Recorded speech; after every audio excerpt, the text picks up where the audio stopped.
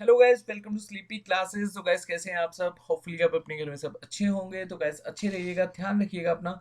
And guys, आज हम discuss करेंगे इकोनॉमिक्स से 10 क्वेश्चंस। तो चलिए देखते हैं हमारा फर्स्ट क्वेश्चन क्या है। Mixed economy means, mixed economy क्या होती है, एक बार ऑप्शन के थ्रू देख लेते हैं, फिर आप मुझे कमेंट सेक्शन में बताइएगा इसका सही आंसर क्या है। ए ऑप्शन क्या कहता है हमें, where agriculture and industry are given equal importance. B हमें क्या कहता है, where public sector exist along with the private sector in national economy. C हमें क्या कहता है, where globalization is transferred with heavy dose of swadeshi in national economy. और D हमें क्या कहता है, where centre and states are equal partners in economic planning and development. तो वीडियो को पॉज कीजिए और इसका सही आंसर मुझे बताइए। चलिए, होपफुली आपने इसका सही आंसर दे दिया होगा अभी तक। तो मिक्स्ड इकोनॉमी का मतलब होता है जहां पर पब्लिक सेक्टर और जो प्राइवेट सेक्टर होता है दोनों मिलकर काम करें, ठीक है, जहां पर गवर्नमेंट का कंट्रोल हो। इसको सोशलिस्ट इकोनॉमी भी कहा जाता है, ठीक है। लाइक जैसे हमारे देश में है, हमारे देश में भी क्या है, मिक्स्ड इकोनॉमी है। क्योंकि हमारे देश की जो गवर्नमेंट है वो चाहती है कि देश की जनता का भला हो, ठीक है। बहुत ज़्यादा सब्सिडीज़ हमें मिलती हैं यहाँ पर। और लाइक जैसे एलपीजी सब्सिडीज़ और एक एलईडी स्कीम भी हमारी गवर्नमेंट ने चलाई थी।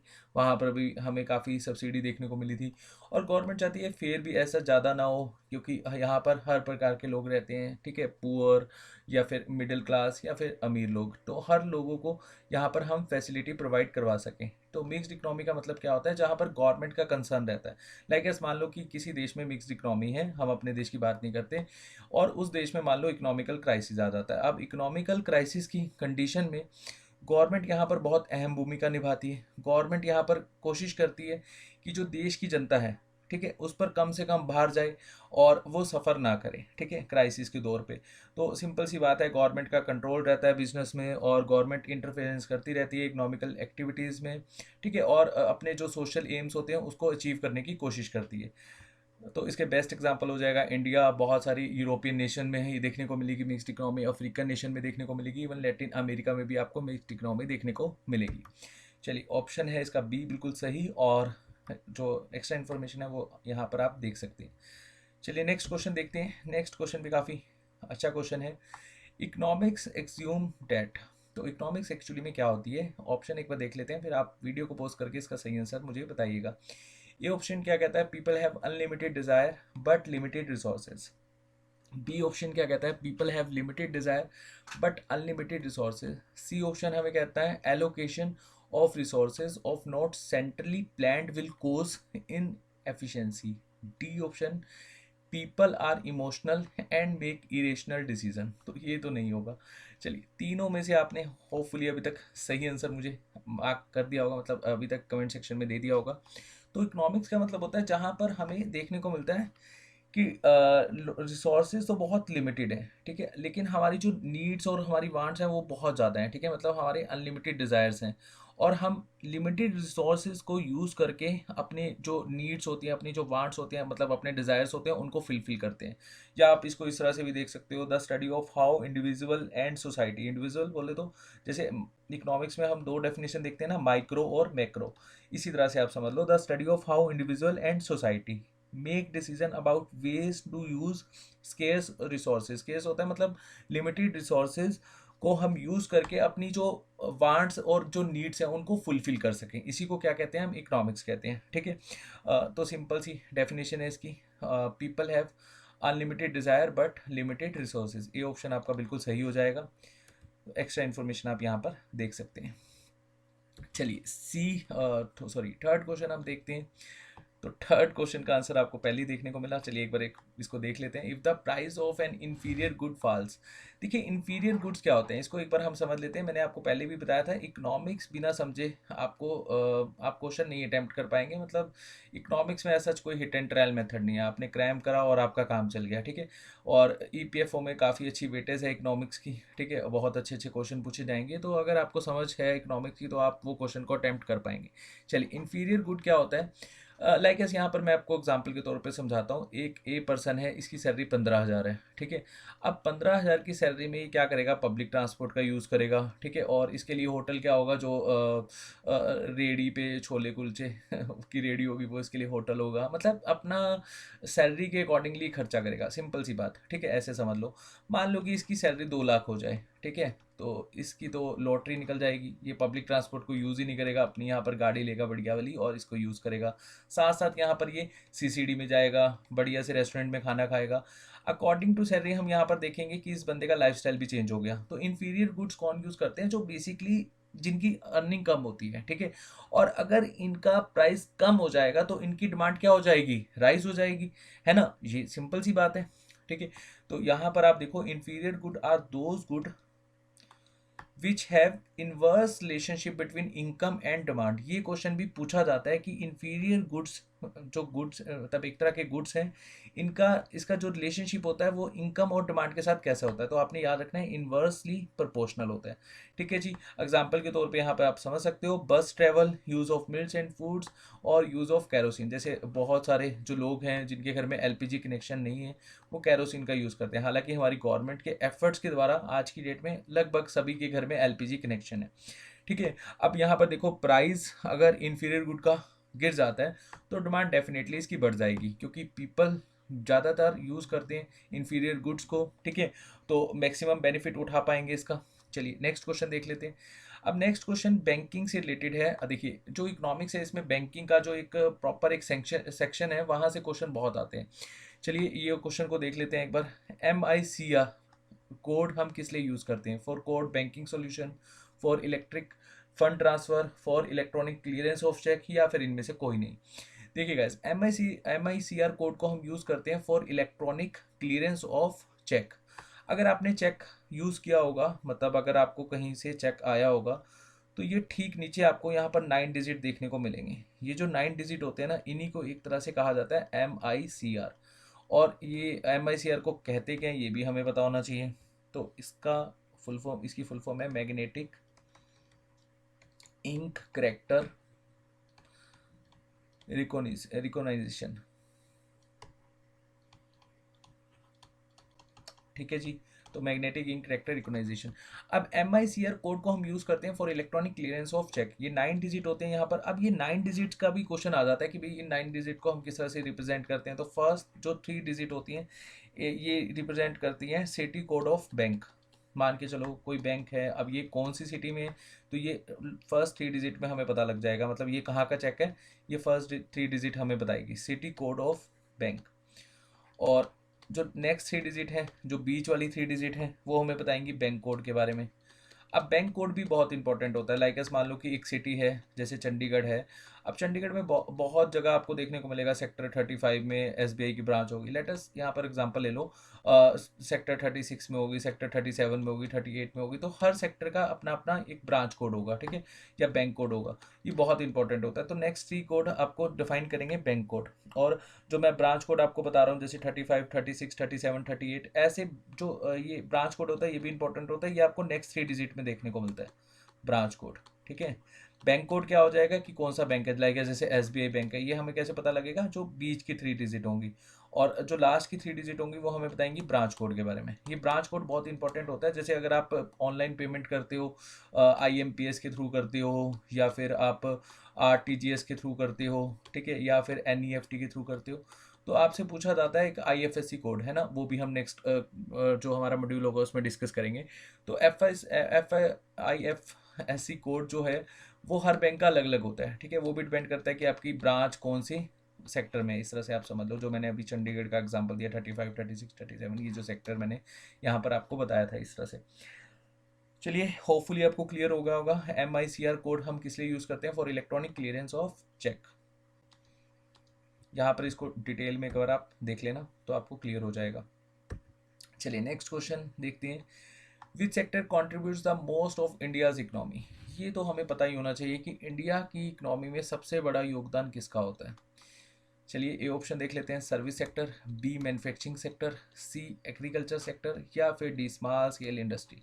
Small scale industry no doubt backbone है हमारे देश की, लेकिन अगर हम कंसीडर करें कि हमारे देश की इकोनॉमी का सबसे बड़ा हिस्सा, मतलब सबसे बड़ा कंट्रीब्यूशन कौन से सेक्टर का होता है, तो ये कौन सा आपका सही ऑप्शन हो जाएगा? Service sector. 54% या 55% ऐसे लग लो, 54 to 55% जो हमारा देश में कंट्रीब्यूशन देखने को मिलता है इकोनॉमी में, वो किसका होता है? सर्विस सेक्टर का। अगर आपसे क्वेश्चन पूछा जाए कि एम्प्लॉयमेंट के पॉइंट ऑफ व्यू से कंट्रीब्यूशन कौन से सेक्टर का ज़्यादा है, तो आपका आंसर हो जाएगा एग्रीकल्चर, क्योंकि भारत क्या है? कृषि प्रधान देश है। 55% के आसपास यहाँ पर लोग एसोसिएट करते हैं एग्रीकल्चर से। ठीक है, तो क्वेश्चन को ध्यान से समझिएगा और इसका आंसर मार्क करिएगा। अब मैंने यहाँ पर आपको सर्विस सेक्टर बताया, ठीक है।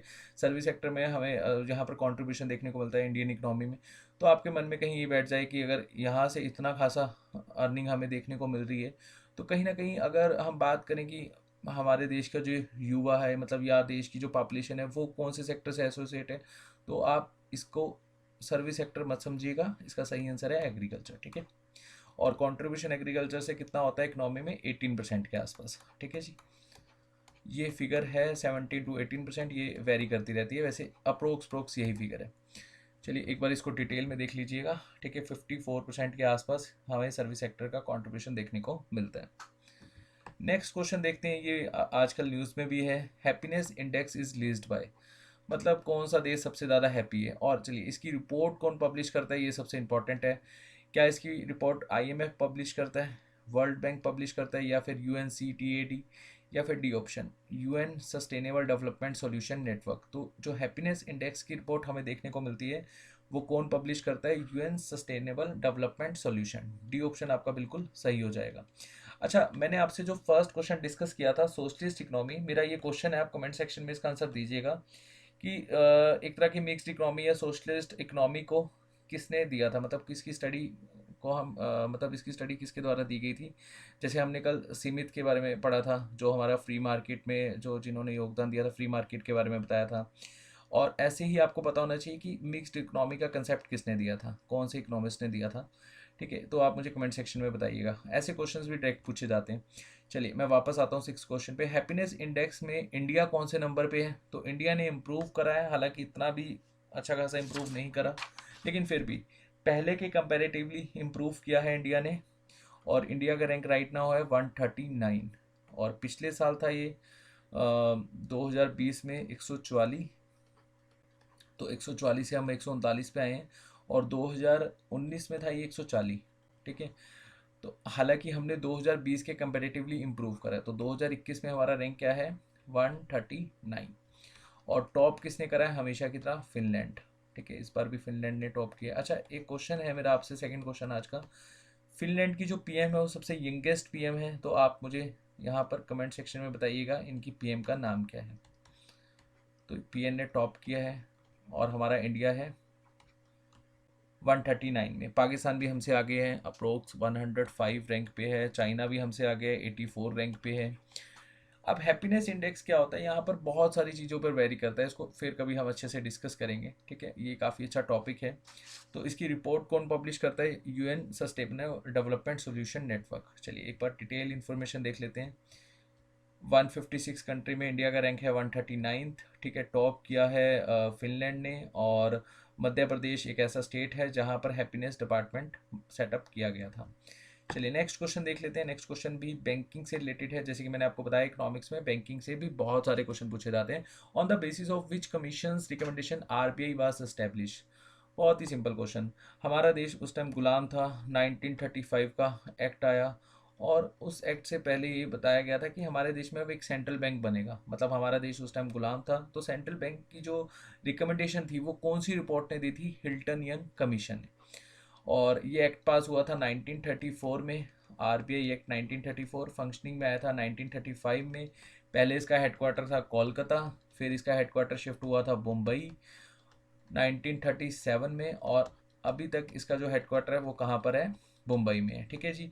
जोनल ऑफिस अगर आपसे पूछा जाए, आरबीआई के कितने हैं? 4 जोनल ऑफिस। जोनल ऑफिस क्या होते हैं? नॉर्थ, साउथ, वेस्ट, ईस्ट, मतलब ये चारों जोन को कवर करते हैं, ठीक है। नॉर्थ में आपको दिल्ली में देखने को मिलेगा, और वेस्ट में आपको देखने को मिलेगा मुंबई में, ठीक है। साउथ में चेन्नई में, ईस्ट में कोलकाता में, ठीक है। 4 जोनल ऑफिस हैं, 19 रीजनल ऑफिस हैं। रीजनल ऑफिस आपको नहीं पता होना चाहिए कहाँ कहाँ पर है, मतलब इतना ज़्यादा डिटेल नहीं आता, लेकिन फिगर पता होना चाहिए, ठीक है। और मेन यहाँ पर आपको 5 जो आरबीआई के मेंबर हैं वो पता होना चाहिए कि आरबीआई के गवर्नर कौन है, शक्तिकांता दास, और जो 4 डिप्टी गवर्नर है। चलिए 4 डिप्टी गवर्नर भी मुझे आप कमेंट सेक्शन में बताइएगा कौन है, ठीक है।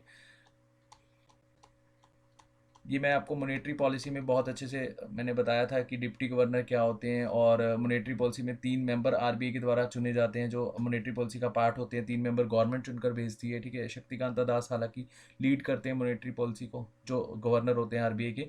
तो आप मुझे बताइएगा 4 डिप्टी गवर्नर कौन है कमेंट सेक्शन में। तो ये मेरा आज का थर्ड क्वेश्चन है।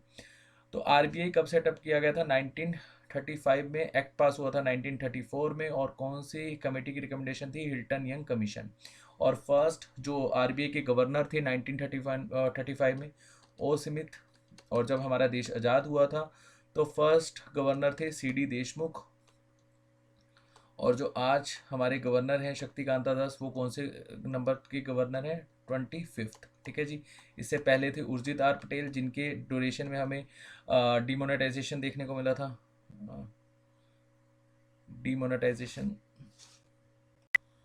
और उससे पहले थे रघुराम राजन। रघुराम राजन की बुक्स भी पूछ ली जाती हैं, वो करंट अफेयर के पॉइंट ऑफ व्यू से इंपॉर्टेंट है, ठीक है। तो चलिए ऐसे क्वेश्चंस पूछे जाते हैं आपसे। तो 7th क्वेश्चन का आंसर है ए, हिल्टन यंग कमीशन। तो इसको डिटेल में आप एक बार देख लीजिएगा। नेक्स्ट क्वेश्चन देखते हैं। Which of the following function are being performed by the Reserve Bank of India? Reserve Bank of India के कौन कौन से फंक्शन होते हैं? देखिए, क्या वो रेगुलेशन करता है बैंक्स का? ओके।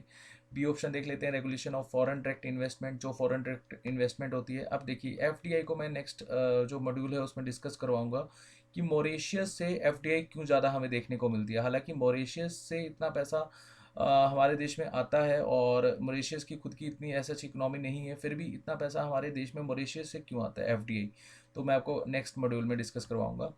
सी ऑप्शन है foreign currency management in India, ये भी आरबीआई के काम है। और D, control and supervision of money supply. मैंने आपको कल सेशन में समझाया था, ठीक है। और फर्स्ट सेशन में मैंने आपको अच्छे से समझाया था कि आरबीआई के बेसिकली क्या काम होते हैं। तो ये चारों बिल्कुल सही है। रेगुलेशन भी करता है बैंक का, रेगुलेशन करता है एफडीआई का, फॉरेन करेंसी मैनेजमेंट भी यही संभालता है, कंट्रोल एंड सुपरविजन भी मनी सप्लाई का यही करता है। तो ई ऑप्शन बिल्कुल सही हो जाएगा। और भी बहुत सारे काम होते हैं आरबीआई के, जैसे इशू ऑफ जो हमारे बैंक नोट्स होते हैं, करेंसी नोट्स, है ना। अब आपसे क्वेश्चन पूछा जाता है कि जो हमारे देश में करेंसी हमें देखने को मिलती है, जैसे 2000 का नोट है ना। अब आरबीआई के हाथ में मतलब आरबीआई कितने तक का नोट प्रिंट कर सकता है? मैक्सिमम 10,000 रुपीज़ तक का।